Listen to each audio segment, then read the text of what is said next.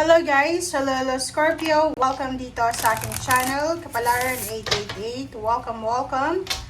Alamin natin Scorpio kung anong messages, vibration, gabay energy para sa inyong lahat. This is weekly tarot reading, so pwede kang makaresonate. Gamitin mo lang ang iyong intuition. Okay, so doon sa mga bagong subscribers ko, thank you sa inyong lahat Scorpio sa pag-subscribe, sa pag-like and share. Maraming salamat. Okay, so yung first card mo dito, Scorpio, ay the serving of others, the details of do what you must do, and in Virgo. So maybe you have a connection na sa mga Virgo. So maybe may asawa ka, kapatid, kalibin ka, relasyon, magulang, or kung sino man tong Virgo na to. So possible na Scorpio, yung Virgo na to is mayroon siyang kailangan na tulong. Like for example, yung Virgo na to ay humihingi ng tulong sa'yo or ikaw ito na humihingi ng tulong sa Virgo. Like for example, gusto mo mag-apply ng trabaho. Pwedeng yung Virgo na to ay may kakayahan siya na bigyan ka ng trabaho. Or pwedeng yun, the serving of others, maybe ikaw or siya ang may kailangan ng tulong. So magtutulungan kayong dalawa. Do what you must do. And so sinasabi ng barahan na to na kung may posibilidad tayo na makatulong, pwede tayong tumulong. And kung may kailangan tayo ng tulong, so we need to also help. Parang ganon. So, yun.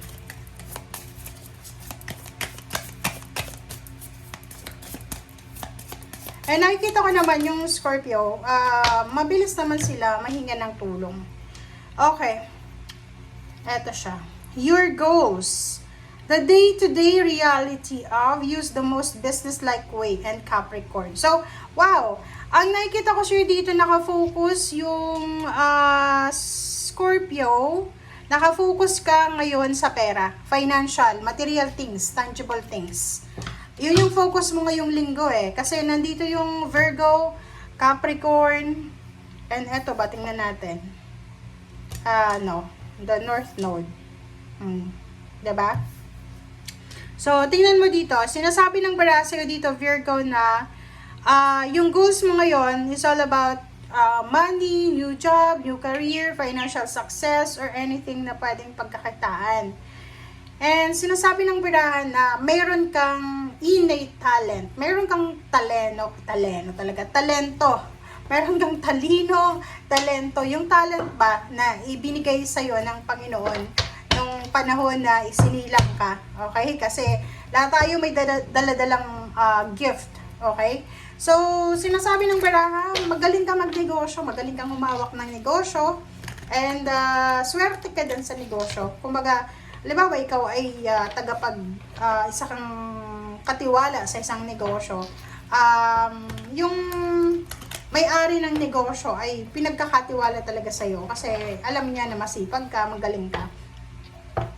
And sa baraha mo, sinasabi ng baraha sa'yo na kung ano man daw yan na galing mo sa negosyo, sa trabaho, gamitin mo yan sa ngayon para magkapera ka. Okay? So, may parang success na darating sa buhay mo kung madidiscover mo talaga kung ano yung pinakatalino mo. Parang ganon. So, comment down below if you resonated kasi parang ang sinasabi ng baraha sa'yo dito na medyo focus ka sa pera. Pera yung pinaka-center mo ng linggong ito. Kailangan mo ng pera. Maybe marami kang utang. Or maybe may kailangan kang isettle ng mga bills. Alright, so. Two of Cups. OMG, nandito na naman to.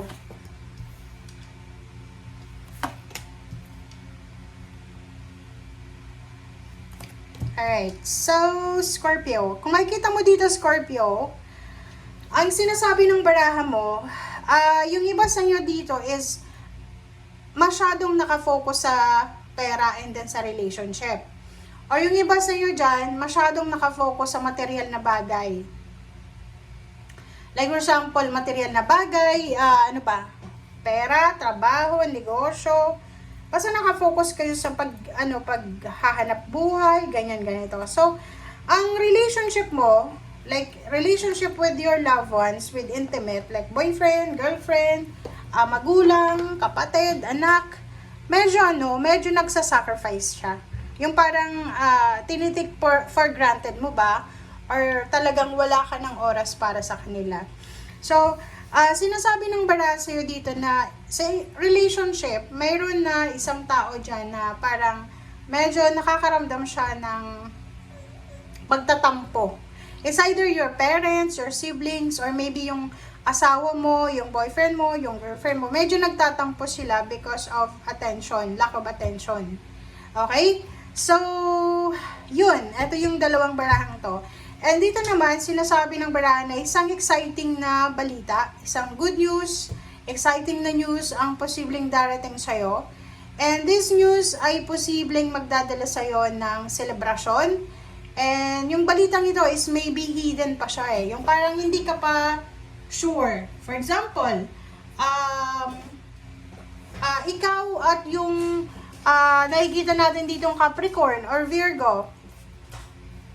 Virgo and Capricorn, yung mga taong ito na connected sa'yo, possible na kayo ay magkaroon ng collaboration. Like, pare-pareho yung gustong pumunta ng ibang bansa, pwedeng magkakasama kayo mag-a-apply ng trabaho, parang ganon. Or iba, posibleng yun, maghahanap ng trabaho kayo.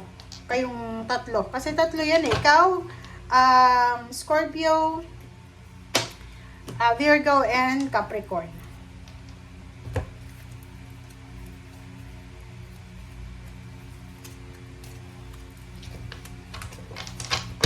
Okay.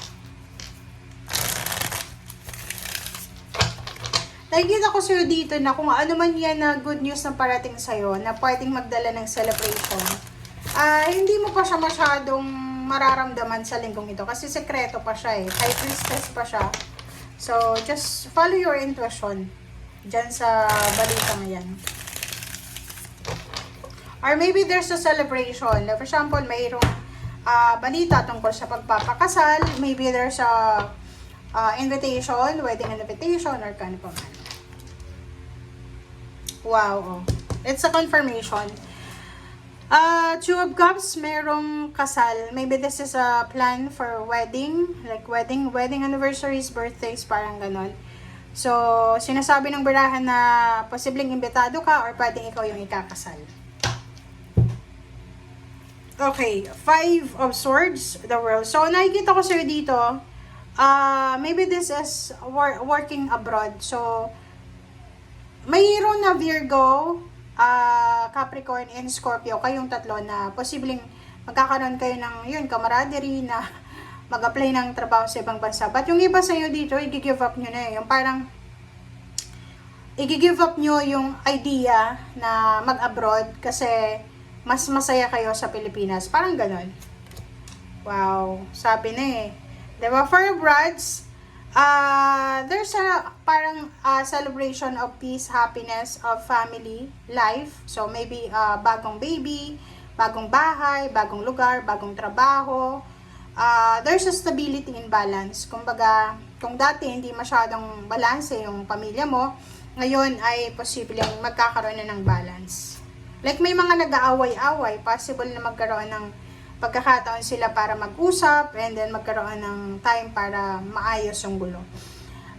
Page of Cups and Ace of Wands. So, posibleng kung single ka na Scorpio, yun, pwedeng isang unexpected na love offer or maybe, yun na nga, business offer or kung ano man siya na offer na friendship or kung ano man na pwedeng magdala sa'yo ng excitement and happiness. King of Cups, wow! And sa ilalim mo dito is Ace of Cups plus King of Cups. So, sinasabi ng bara sa'yo dito, Scorpio, na congratulations. Kasi, etong hidden na to, yung parang sabi ko sa'yo dito na may good news na posibleng darating sa'yo ngayong linggo, pero hindi mo pa siya mararamdaman. Kasi hidden pa siya.